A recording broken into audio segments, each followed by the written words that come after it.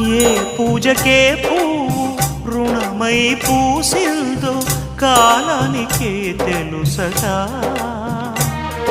ఆ కాలం కనుమూస్తే కలగా చెరిగేది జీవితం ఒకటేనట. సవతిగా కాకుండా చెల్లిగా నన్ను చూసి తల్లిని చేశావుగా.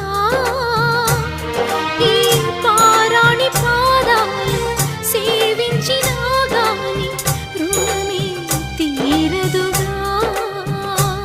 ఇది కలకాలమై ఉండగా